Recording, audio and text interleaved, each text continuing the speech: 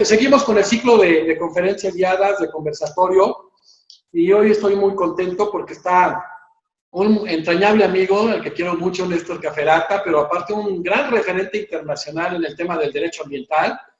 Quiero decirles a ustedes que para la Academia Mexicana de Derecho es un placer y un privilegio tener a un expositor como los que se están teniendo a nivel internacional, como lo eres tú, Néstor. Y bueno, te agradezco a nombre propio y de la Academia Mexicana el que participes, sobre todo con nosotros, en esta conmemoración.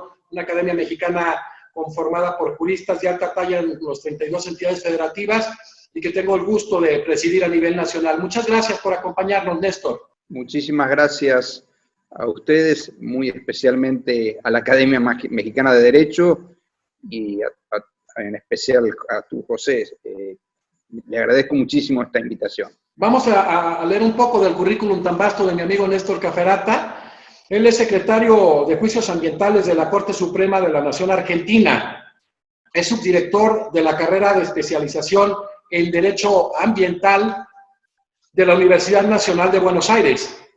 Director de la revista de Derecho Ambiental de la Facultad de Derecho de la Universidad Nacional de Buenos Aires.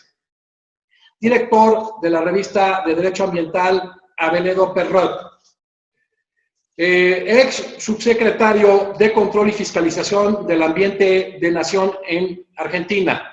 Ex director de Desarrollo Sustentable de la Nación en Argentina. Autor de numerosos artículos, más de 230, y de libros, más de 10 libros, que cabe aclarar, Néstor Caferata se ha constituido como un verdadero referente y sobre todo entender que ha generado una doctrina muy vasta en materia ambiental. Reitero, muchísimas gracias por estar. Va a desarrollar el tema de la jurisprudencia ambiental de las Cortes de Justicia Nacional y del Supremo Tribunal de Justicia, hablando él de Cortes y Tribunales Constitucionales de América Latina y el Caribe, y de la Corte Interamericana de Derechos Humanos en este tema, sobre todo del diálogo jurisprudencial. Néstor, pues te reitero, el gusto en verte primero, eres un entrañable amigo, eres un jurista al que respeto mucho, aunque a veces alegamos mucho de la paternidad del juicio de amparo. Y la primera pregunta, Néstor, en este sentido es, ¿por qué dices que el derecho ambiental es revolucionario, Néstor? El derecho ambiental es un nuevo derecho. Y cuando yo digo que es un nuevo derecho, digo que es un derecho de matriz desconcertante. Es derecho que no se amolda ni responde a ninguno de los casilleros clásicos del derecho. En realidad, el derecho ambiental, en un sentido estricto, tiene una doble personalidad. Por un lado, es un derecho individual y puede ser objeto de derechos subjetivos, intereses legítimos o interés simple, pero por el otro lado, es un derecho de incidencia colectiva, es decir, es un derecho de grupos, de clase, de la sociedad en su conjunto. Incluso en un sentido más amplio, el derecho ambiental es, como dice la Corte Interamericana de Derechos Humanos, es un interés universal, es la propia humanidad. Fíjense que en estos momentos nosotros estamos envueltos en una emergencia sanitaria, epidemiológica, y yo diría ambiental, a raíz de la pandemia generada por el coronavirus. Esta pandemia, que prácticamente ha llevado a un confinamiento del mundo, de la humanidad en su conjunto, a partir de las medidas adoptadas por la mayoría de los países en el sentido de cuarentenas o de aislamiento social, esta pandemia de manifiesto, una vez más, que esta problemática que está vinculada con el medio ambiente, porque en definitiva el virus se transmite, el cuerpo receptor del virus es el medio ambiente, y se transmite a través de las personas o de las cosas, lo cierto es que esta pandemia ha generado una crisis de la humanidad en general, y en definitiva nos hace pensar que las problemáticas ambientales macro son problemáticas de la humanidad.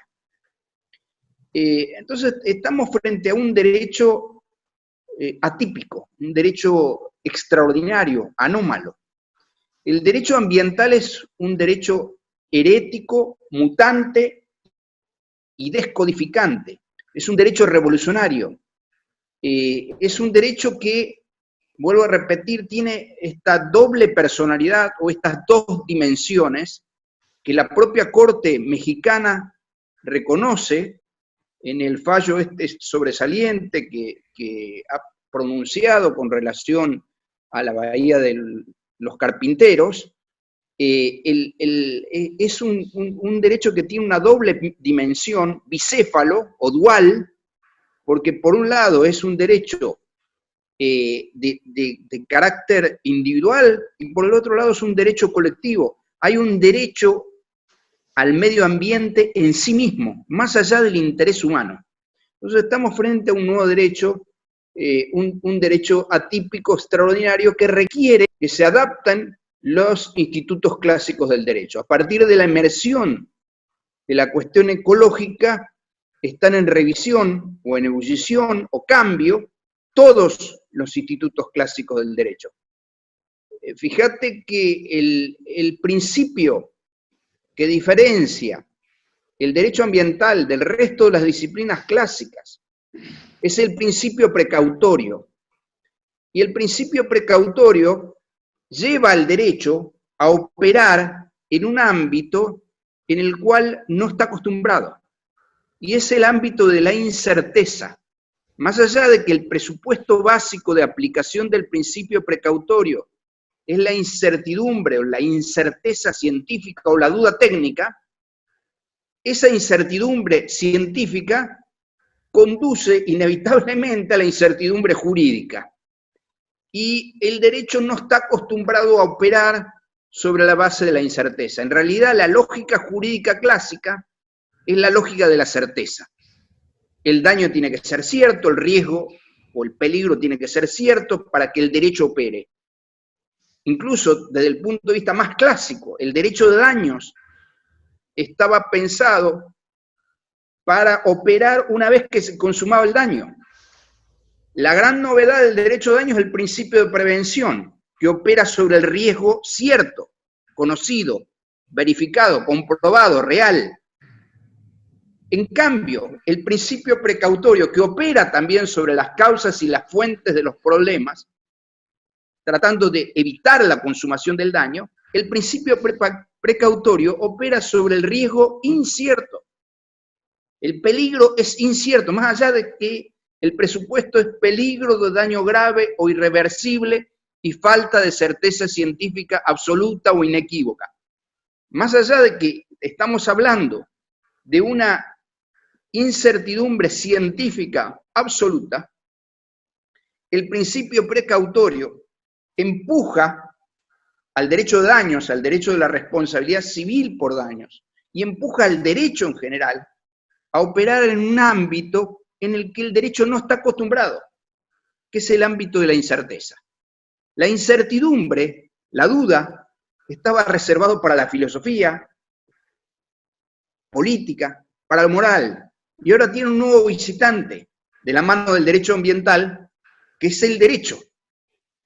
Entonces, el principio precautorio pone en zozobra a los operadores jurídicos, a la autoridad, al juez, al mismo abogado que es el primer juez, porque tenemos la mitad de la biblioteca que te dice que desarrollar esta actividad o esta obra es altamente peligrosa, y la otra mitad que te va a decir que es inocua. Entonces, frente a ese estado de incertidumbre, porque en definitiva el derecho ambiental es el derecho del siglo XXI, quiero decir que es el derecho de la sociedad del riesgo, de la era tecnológica, de la nanotecnología, digamos, es la respuesta que da el derecho a el avance, muchas veces desmedido y descontrolado, de la tecnología. El siglo XXI es el siglo en el que el hombre llega al dominio de lo infinitamente grande como puede ser el universo y de lo infinitamente pequeño como puede ser el átomo, la molécula, o pensemos en este caso una partícula como puede ser el virus que en estos momentos afecta a la humanidad en su conjunto. Entonces, es un derecho, un nuevo derecho, un derecho que está huérfano de los casilleros clásicos del derecho. Ahora, a partir de este derecho, que al decir de Antonio Benjamin, insurgente, a partir de la inmersión de la cuestión ambiental, digo, están en revisión todos los institutos clásicos del derecho. La responsabilidad civil por daño deja de ser de naturaleza reparatoria, indemnizatoria, y pasa a ser de naturaleza preventiva o anticipatoria. La regla de oro del derecho ambiental es la prevención. Más vale prevenir que curar en el derecho ambiental. El proceso adversarial clásico se torna absolutamente inadecuado o insuficiente para dar, tránsito a las cuestiones ambientales. Porque en realidad el derecho ambiental es un derecho de incidencia colectiva, dice la Constitución argentina, es un derecho que se aloja en los llamados intereses difusos, y los intereses difusos son intereses de naturaleza supraindividuales, metaindividuales, colectivos, masificados, indiferenciados, impersonales, y son intereses que tienen por objeto bienes colectivos, que son los bienes comunes, si son los bienes que no son susceptibles de división o de fraccionamiento. Fíjate una cosa, el derecho clásico se refiere a intereses diferenciados, propios, personales, directos, en tanto que el derecho ambiental se refiere a intereses indiferenciados, impersonales, masificados. El derecho clásico, el derecho civil clásico, se refiere a derechos que recaen sobre bienes propios, bienes diferenciados, bienes disponibles. Son bienes disponibles, son bienes individuales. En tanto que el derecho ambiental se refiere a bienes colectivos, los bienes indivisibles o no susceptibles de división.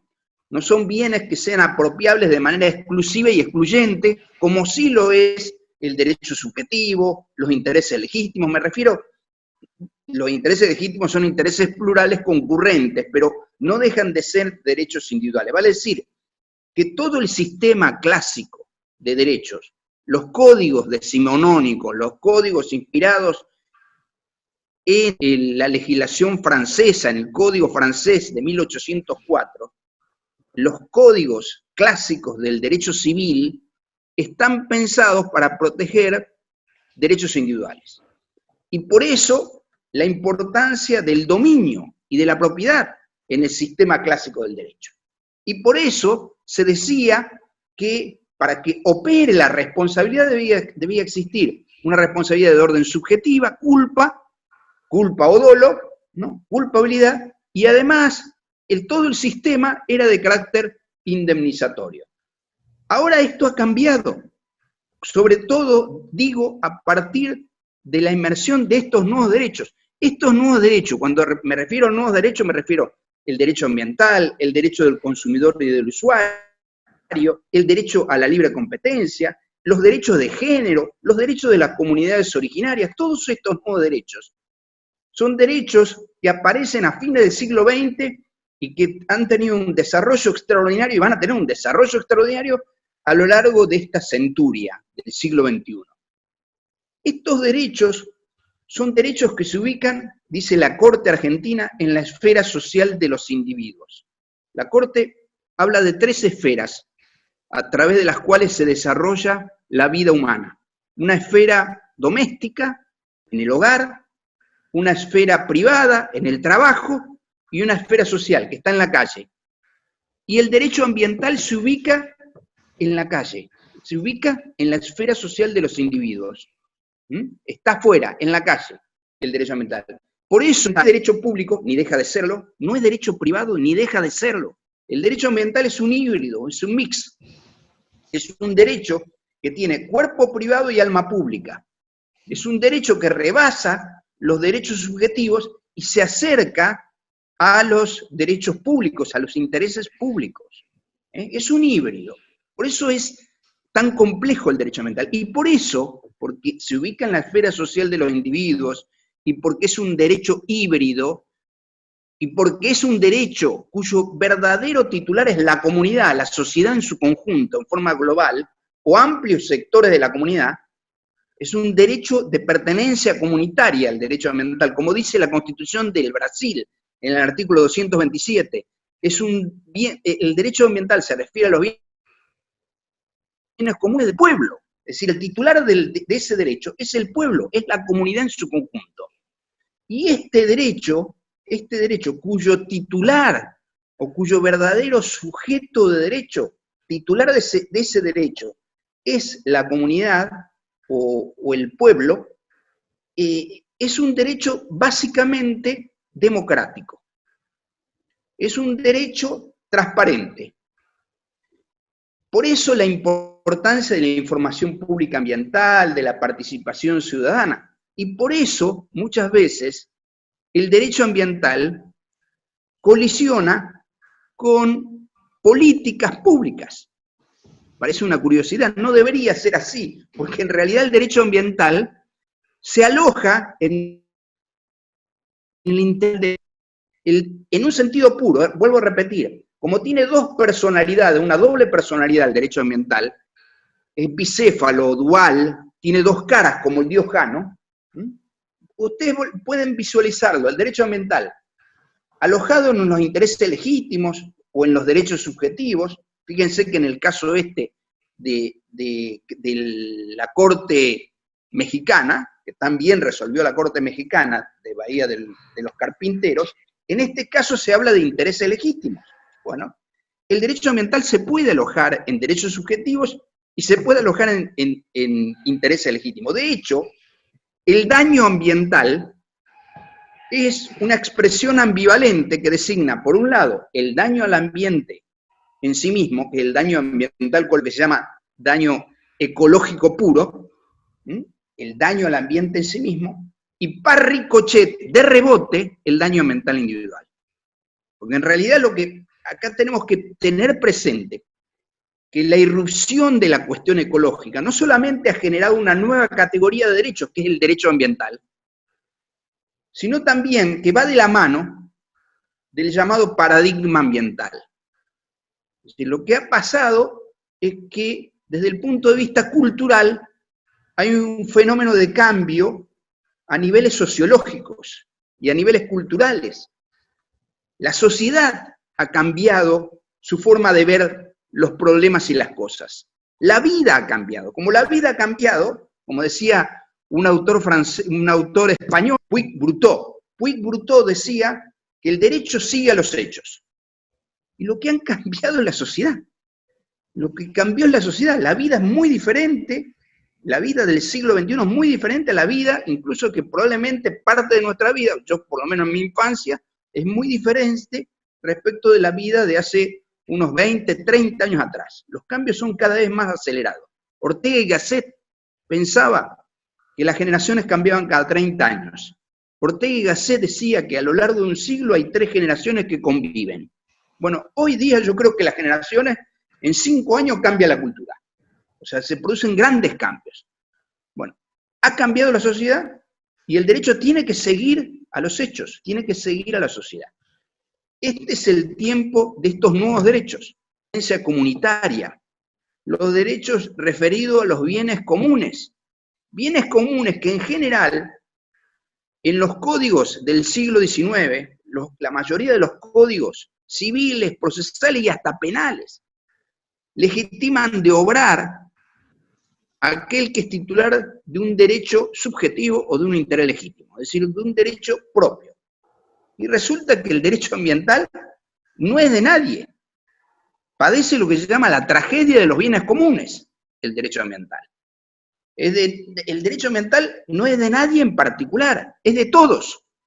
Y como todos tenemos alguna porción indivisa sobre ese derecho, muchas veces cae en el olvido, muchas veces no se lo protege, porque es de todos, no es de nadie en particular, entonces todo el mecanismo de derecho incluso está pensado para proteger intereses propios, diferenciados, intereses individuales. Entonces, acá estamos frente a una situación absolutamente nueva. Consecuencia, para dar cabida a este tipo de intereses, que son intereses, repito, colectivos, supraindividuales, masificados, son intereses de una escala de legitimación que podemos decir la muchedumbre en los tribunales, como dice un administrativista argentino muy conocido de apellido Bianchi. Y se habla de la muchedumbre en los tribunales. Si ustedes reconocen el derecho ambiental en la Constitución mexicana en el 99 introduce en el artículo 4 el derecho al ambiente sano, bueno, indudablemente si lo reconocen o se le dan jerarquía constitucional al derecho ambiental, lo que van a tener que hacer es adaptar, ayornar, aplicar lo mismo pero de manera diferente, reformar todas las piezas claves del proceso. No queda una sola pieza clave del proceso que no deba revisarse a partir del proceso colectivo ambiental. Porque el proceso adversarial clásico de tipo bipolar, el proceso de Cayo versus Ticio, el proceso adversarial clásico, que al decir de Tarufo es un proceso más o menos discreto y de carácter privativo, es decir, individualista y de base economicista, no sirve para dar respuestas a los clientes. Hay un profesor de Derecho Procesal argentino, muy conocido, Jorge Walter Peirano, que dice que el proceso civil clásico es, frente a las problemáticas ambientales, algo así como un castillo poblado de fantasmas que está en ruinas. Es decir, no sirve para nada, no sirve para nada. Entonces, lo que hay que revisar acá y cambiar es la legitimación activa de oral, la carga de la prueba, la apreciación de la prueba, el papel del juez, los efectos de las cautelares y la naturaleza de las cautelares, los efectos de la sentencia, los efectos de la cosa juzgada, todo cambia a partir de la emersión del derecho ambiental. Y es por eso que digo que el derecho ambiental es un derecho revolucionario. Totalmente, todos los institutos clásicos del derecho, aún aquellos institutos, yo diría, de abolengo y de linaje, como por ejemplo la cosa juzgada. Está todo un cambio. Oye, Néstor, ¿podemos considerar que hay un derecho ambiental latinoamericano y caribeño? Sí, yo creo que sí que hay un derecho ambiental latinoamericano y caribeño. Por rara paradoja, porque no está a la vista que no estamos bien en América Latina desde el punto de vista ambiental. Los hechos de contaminación proliferan, los desmontes de bosques, o sea, tenemos muchísimos problemas ambientales, pero yo creo que están más ligados a temas económicos que a una cuestión jurídica estrictamente hablando. En realidad el derecho americano y caribeño es un derecho más progresista y de vanguardia que cualquier otro derecho en el mundo, incluso respecto de los países centrales. Yo digo que hay un derecho ambiental latinoamericano y caribeño porque tienen características comunes. 17 países de la región le dan jerarquía constitucional al derecho ambiental. Después tienen una estructura legal todos idéntica o semejante. Tienen una ley general del ambiente, una ley de bases, una ley orgánica. Ustedes tienen la ley del equilibrio ecológico del año 88 y de protección del ambiente. Bueno, esa estructura es común en América Latina. Tienen una ley marco.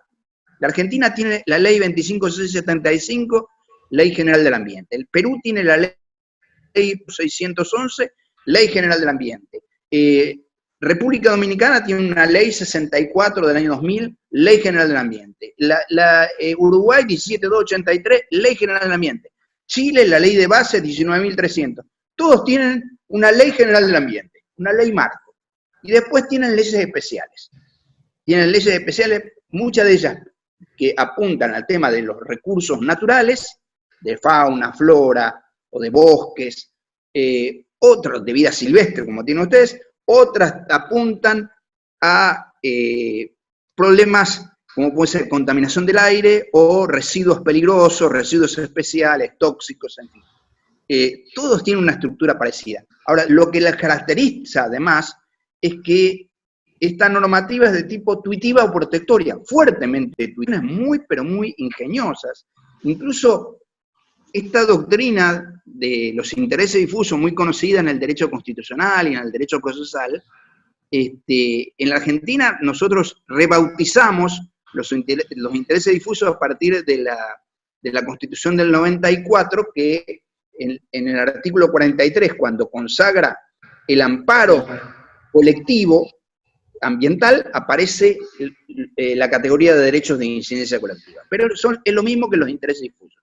Esta doctrina tiene mucha aceptación en América Latina y ha hecho que de alguna manera permeara el derecho ambiental a nivel de la doctrina pretoriana y en ámbitos legales muy importantes, protectorio o tuitivo. Néstor, ¿cuáles son los fallos más sobresalientes de la doctrina judicial de los tribunales judiciales en América y de la Corte, o sea, el tema de las Cortes Nacionales, de las Cortes Supremas, de los Cortes Supremas, de los tribunales constitucionales formales y materiales de la región, y los precisamente de la Corte Interamericana de Derechos Humanos?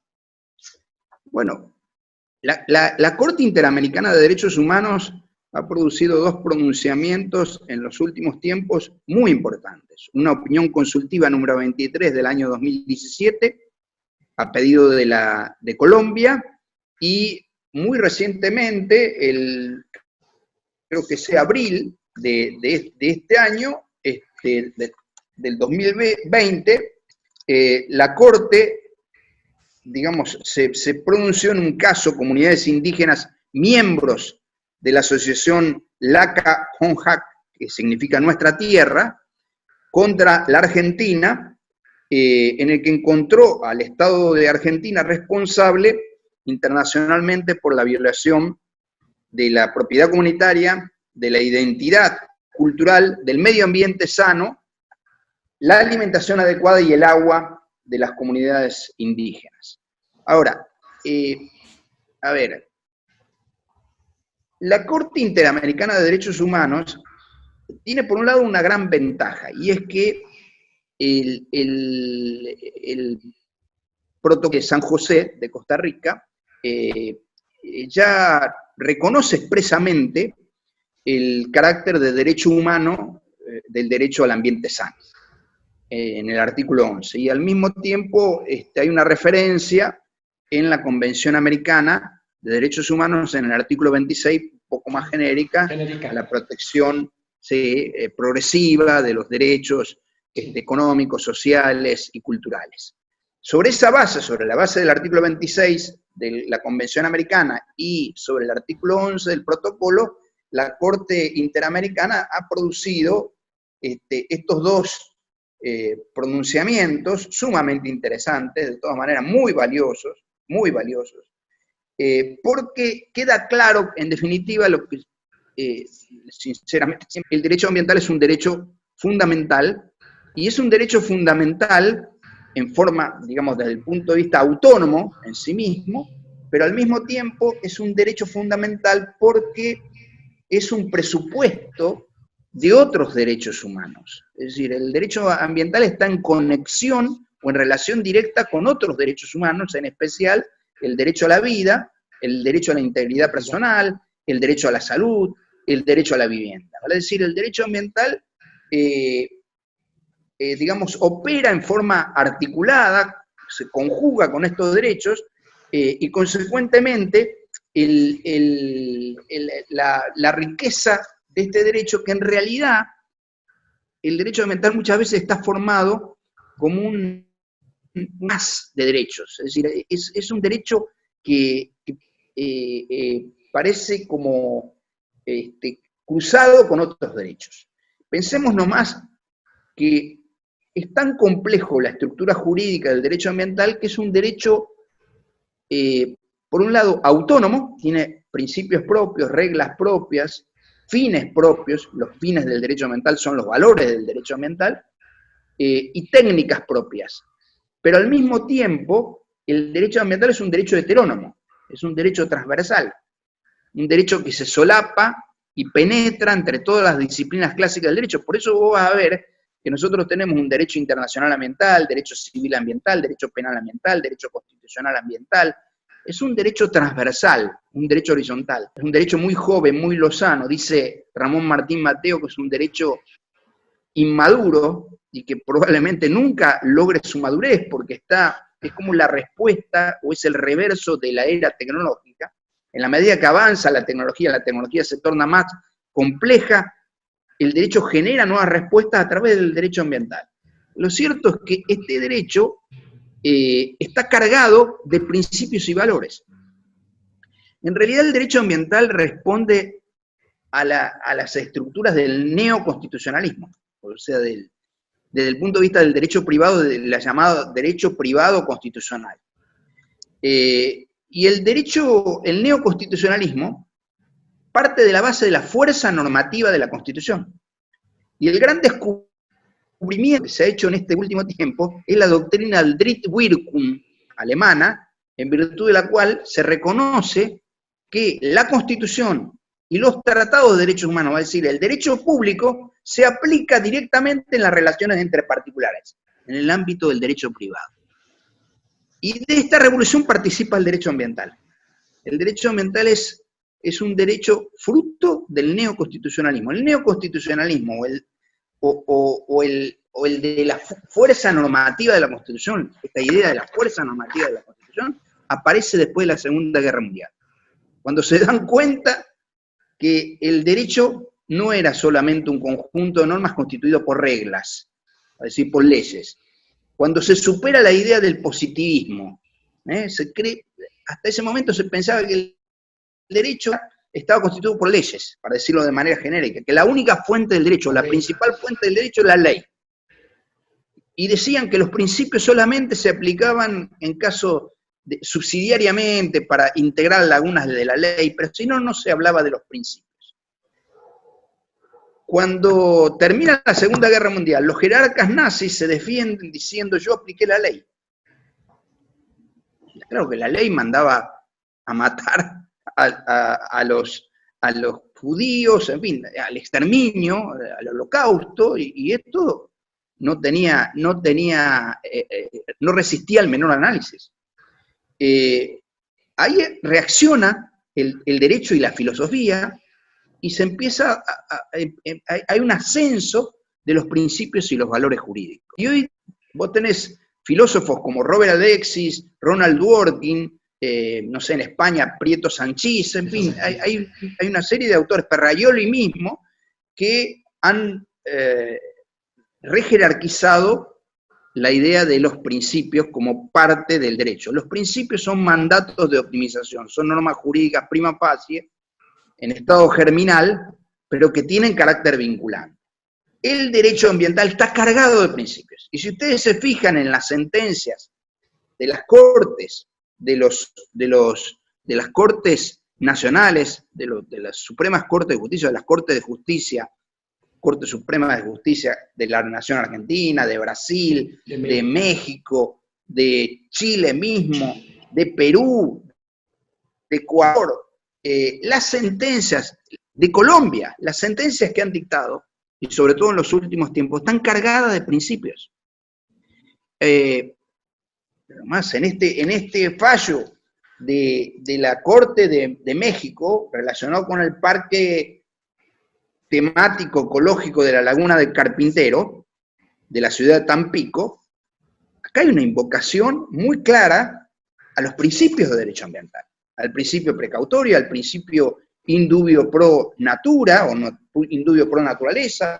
Sí, son principios, el principio de solidaridad, de cooperación, todos estos principios son los que dan base al derecho ambiental. El macro fin del derecho ambiental es la sustentabilidad, pero pilares del derecho ambiental son principios de solidaridad, de paz, de cooperación, que en realidad son principios que dan vida a los derechos humanos de tercera generación, como bien lo dice la Corte de México, porque el derecho ambiental es un derecho humano, yo diría, de tercera y cuarta generación. Así es. Derecho humano de tercera generación basado en la paz, la solidaridad y la cooperación, y es también un derecho humano de cuarta generación en cuanto tiene como uno de los principios básicos del derecho ambiental el principio de equidad intergeneracional. Es decir, el principio, el derecho ambiental es, como decía Ramón Ojeda Mestre, es diacrónico, o sea, se manejan dos tiempos, presente y futuro, o como enseña Sapsay, que el concepto de futuridad es clave en el derecho ambiental. Fíjate qué atípico es el derecho ambiental, que nuevos otros, es decir, a ver, en el derecho de daños se habla que el principio axial del derecho de daños es no dañar al otro. Bueno, tenemos que repensar el otro, sobre todo a partir de la emersión del derecho ambiental. ¿Quién es el otro en el derecho ambiental? ¿Quién es el otro? ¿Son las generaciones futuras? ¿Son las comunidades originarias?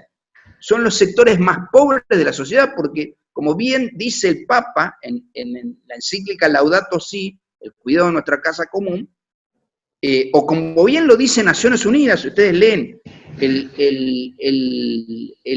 el documento final de Río +20, la Conferencia de Naciones Unidas de Río de Janeiro del año 2012, dice claramente que los dos problemas principales del medio ambiente en el mundo son, primero, la contaminación y segundo, la pobreza, el exceso de pobreza.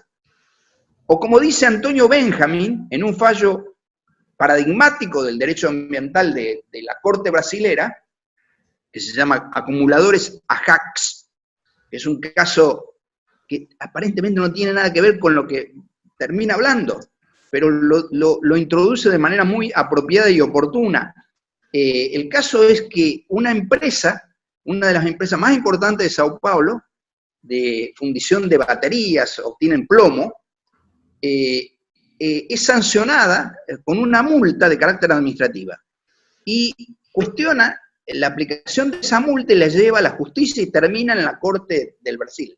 No es la Corte Constitucional, sino la Corte no constitucional del Brasil. El voto como juez relator a Antonio Herman Benjamin, y Antonio rechaza el cuestionamiento que formula la empresa, pero además dice, acá hay noticias de que esta empresa contamina el aire con plomo a una comunidad, a una favela, a una comunidad muy pobre, y él habla de los parias ambientales, o sea, habla de la gente que el humilde, el excluido, el marginado, los sectores más pobres de la sociedad, que dice que son los más sufridos con respecto a la cuestión de la contaminación ambiental. Fíjate vos que en este tema de la pandemia, me obsesiona el tema de la pandemia, fíjate vos que hay autores muy importantes, como Harari, hay filósofos muy importantes que están, o como un sociólogo portugués, Bonaventura de Sousa dice, esta pandemia el problema que tiene es que no es democrática. Porque es verdad que los que estamos, pertenecemos por ahí a una clase media o media alta, estamos en mejores condiciones de cumplir con la cuarentena y el aislamiento social que exige o demanda, al menos en esta etapa, el tratamiento de la pandemia, que respecto de los sectores más pobres de la sociedad. Entonces acá tenemos que repensar el otro. En el derecho ambiental es tan revolucionario que tenemos que repensar el otro. Lo cierto es que, vuelvo al tema de la sentencia de los tribunales, la Corte Argentina tiene una serie de sentencias que arrancan ya en el año 2006 con la causa Mendoza, Silvia Beatriz y otros contra el Estado Nacional y otros en la causa de contaminación ambiental del Riachuelo, del Matanza Riachuelo. El Matanza Riachuelo es un río que tiene 67 kilómetros de largo que recorre 14 municipios y la Ciudad Autónoma de Buenos Aires, cuatro comunas de las 8 comunas de la Ciudad Autónoma de Buenos Aires, y remata en el Río de la Plata. Es una cuenca hídrica que está altamente contaminada, es una cloaca a cielo abierto, lamentablemente. No es nuevo el problema de la contaminación del riachuelo, es una de las zonas más pobladas del país, hay unos 5 millones de habitantes, pero solamente en el riachuelo están 19.000 industrias, 19.000 industrias. Y hay basurales a cielo abierto, hay problemas serios de servicios básicos, servicios domiciliarios. Bueno, la Corte, el 20 de junio del 2016, en el marco de una demanda por daños y perjuicios iniciada por 17 vecinos contra 44 empresas y los municipios de la provincia de Buenos Aires, el Estado Nacional y el Estado Provincial, la Corte el 20 de junio del 2006 hizo lugar a la demanda y le ordenó a los 3 estados jurisdiccionales que, implementaran un plan de saneamiento ambiental, un plan integral de saneamiento ambiental de la cuenca Matanza-Riachuelo. Pasado un tiempo, el 8 de julio del 2008, la Corte volvió a dictar una nueva condena contra los 3 estados jurisdiccionales, y esta vez no solamente le ordenó que implementaron un plan integral de saneamiento, sino también que le estableció 3 objetivos generales: prevención, recomposición del daño ambiental colectivo y mejora de la calidad de vida de la población, y después le estableció algo así como unos 15 objetivos intermedios, entre otros, control de la contaminación industrial, expansión de la red de agua potable, cloacas, un plan sanitario, vale decir, estableció objetivos intermedios. Con lo cual, esta sentencia realmente es un típico caso de un litigio masivo o llamado litigio estructural, y hasta hoy se está cumpliendo porque la Corte nunca se desprendió de la competencia y designó 2 juzgados de ejecución de sentencia. Es un caso atípico, un caso extraordinario, realmente con una actitud muy proactiva de la Corte Argentina. La Corte Argentina tiene una actitud proactiva en defensa del medio ambiente. Recientemente también tuvo un fallo Majul en defensa de los manglares, muy parecido, o de los humedales, en realidad no son manglares sino humedales en el caso de la Argentina, en relación a un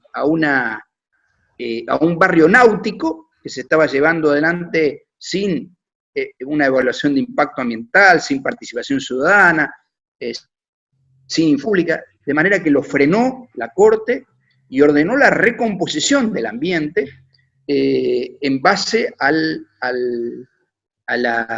Ramsar, vale decir, al Convenio Internacional que protege los humedales, y atendiendo a la importancia de los humedales, muy parecido en su composición a esta sentencia que tanto me gusta de Parque Temático Ecológico de la Laguna Carpintero, del manglar de la Laguna del Carpintero en Tampico. Después tenemos fallos sobre glaciares, sobre bosques, siempre la Corte, sobre incluso minería y ambiente, sobre desmontes, la causa Salas Dinos, una causa contra la provincia de Salta, acá muy conocida, en la que se detuvo una serie de proyectos de desmonte que alcanzaban hasta 1 millón de hectáreas de yungas o bosques nativos, de manera que en la Corte Argentina tenemos una jurisprudencia ambiental de vanguardia en la materia. Pero también hay muy buena jurisprudencia en la Corte de Brasil, a través de los votos de Antonio Benjamin. Antonio lo que ha hecho muchas veces es traer viejos institutos del derecho civil y remozarlos en defensa del derecho ambiental. Por ejemplo, el principio, la idea de las obligaciones propter rem, la aplica Antonio en el derecho ambiental. La función ecológica de la propiedad, el principio de no regresión, como lo hace también la Corte mexicana, el principio indubio pro naturaleza, son apropiados, digamos, citados por la Corte del Brasil.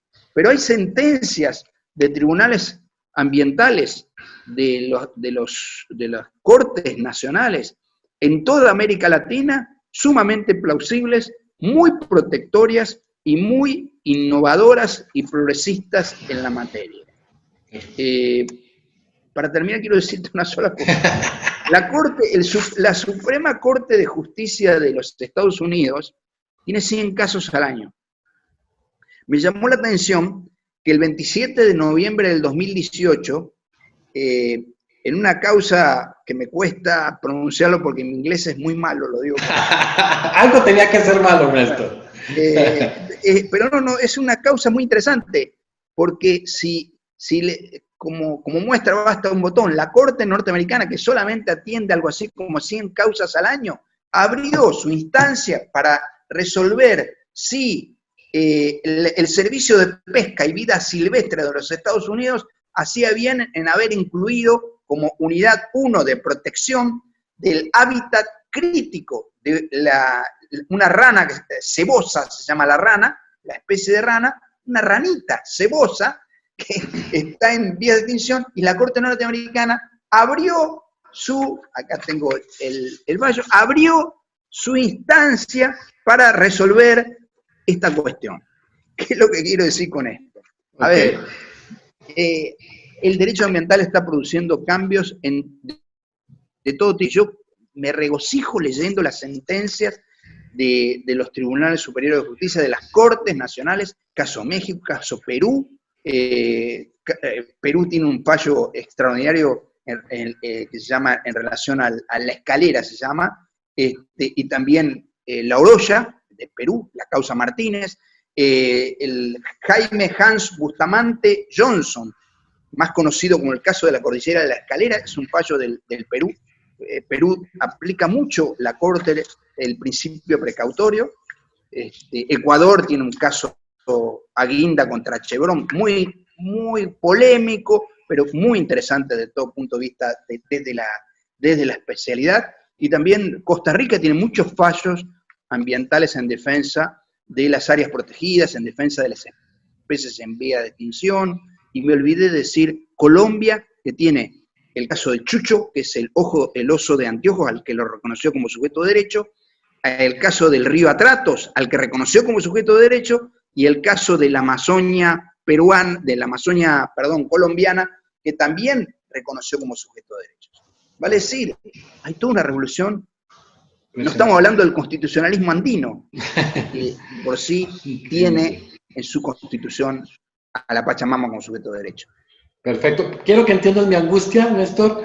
Esto lo tenemos que dejar pendiente, porque tenemos que ponernos de acuerdo y generar otra conferencia de esta naturaleza. Se quedó mucho en el tintero en ese sentido, porque nos quedan como 6 minutos para un par de temas que quiero abordar brevemente contigo y cerrar. Ha sido un agasajo, de verdad. Mira ese análisis que haces en relación a cómo en el tema de derecho de doble fuente tiene esas implicaciones, el derecho ambiental, cómo lo vinculas precisamente con la Convención Americana sobre Derechos Humanos, en el artículo 4, en el protección a la vida, en el 5, perdón, el derecho a la vida, en la protección a la vida, el 6, la integridad física, el 5, la integridad a la protección, el 26, que habla genéricamente de la progresividad de estos derechos, y el 10 del protocolo adicional de San Salvador, que refiere el tema de la salud, y el 11, que específicamente ya habla del derecho a un medio ambiente sano, y a ese derecho a los servicios públicos básicos, que es muy importante. Entonces, Néstor, aquí en este sentido, para cerrar, porque estoy inquieto, pero sabes algo, estoy emocionado por toda esta gama de conocimientos. De verdad, eres un fuero de serie, por eso has generado doctrina a nivel internacional, y por eso estás en la Corte Suprema de Argentina. Néstor, el derecho ambiental latinoamericano es vanguardista. Avanzaste algo brevemente, porque nos queda una pregunta más, que es donde vamos a generar. ¿Es de vanguardia el derecho ambiental? ¿El derecho ambiental ha sido un derecho de vanguardia? El latinoamericano es vanguardista totalmente. Es vanguardista. El derecho ambiental latinoamericano es vanguardista, es progresista, es un derecho intuitivo, protectorio. En realidad, la mayoría de los países centrales, de los países desarrollados o industriales, lo que tienen son más recursos económicos y tecnológicos para resolver las cuestiones ambientales. Pero tiene una visión, yo te diría, más conservadora del derecho ambiental, mucho más conservadora del derecho ambiental. Ellos lo visualizan como un derecho público y no ven por ahí el carácter social. Es muy diferente la visión de los países centrales respecto de la visión que tenemos en América Latina y en América Central.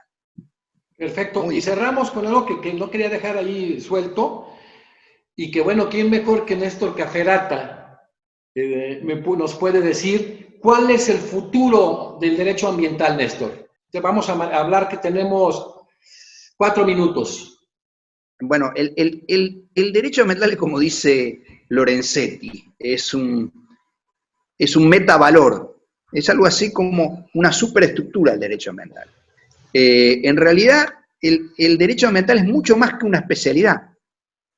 Es el motor de cambio de una nueva cultura jurídica. El motor de cambio de una nueva cultura jurídica. De manera que yo considero que es el derecho de punta, el derecho ambiental. Es algo así como la máquina de un tren que va a llevar adelante cambios que van a ser generalizados en el derecho en general. La carga dinámica de la prueba, el rol activo del juez, la legitimación activa amplia, ya lo vemos hoy en el Acuerdo de Escazú. El Acuerdo de Escazú, que es un acuerdo que promueve CEPAL y Naciones Unidas, que están en Nueva York para la firma de los países de la región, que impulsó en su momento México, aunque después expresó dudas. El Acuerdo de Escazú reglamenta el principio 10 de Río, que es acceso a la información pública ambiental, acceso a la participación y acceso a la justicia ambiental. El derecho ambiental, el Estado ambiental del derecho.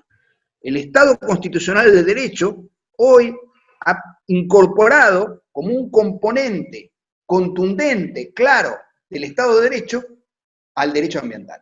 Y esa es la novedad. El derecho ambiental marcha en la punta de toda esta revolución de cambio de la cultura jurídica en general. Perfecto. Fíjate bueno, hay un grupo muy fuerte en este congreso que tenemos de doctrinistas argentinos, de juristas argentinos extraordinarios. Por allá estuvo con nosotros Gustavo Calviño, procesalista de la corriente de Alvarado Belloso, y él maneja mucho en contra precisamente el tema de la carga dinámica de la prueba en contra.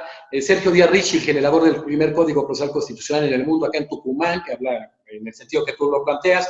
Y quiero manejarte algo, un compromiso más, Néstor, hoy que me emociona mucho que estés en este festejo, en esta fiesta de la Academia Mexicana de Derecho Juan Velázquez, estableciendo este serial de conferencias extraordinarias con ponentes de sobre 22 países. Estamos, casi América Latina la está cubierta al 100%, Italia y España. Y la verdad es que genera el compromiso de que tenemos que hacer otra videoconferencia, otra conferencia guiada, tú y yo, porque se quedaron muchas cosas, Néstor. Se quedaron muchas cosas. Yo sé que esta conferencia va a generar emociones en los ambientalistas, pero en general a los procesalistas. Todo el mundo va a estar muy atento a una segunda parte que quiero comprometerte hoy de esta conferencia. No la podemos dejar así. Se quedaron muchas preguntas, se quedaron cosas incompletas, o sea, entonces, y luego si podemos hacer un pequeño foro virtual donde estemos varios de los amigos en algunos temas, sobre todo, por ejemplo, en eso de la carga dinámica de la prueba me interesa mucho.